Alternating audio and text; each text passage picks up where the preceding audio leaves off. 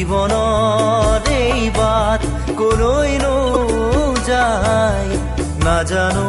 কাহানিও এই কথাই মাথো সেই পথ যিছুৱে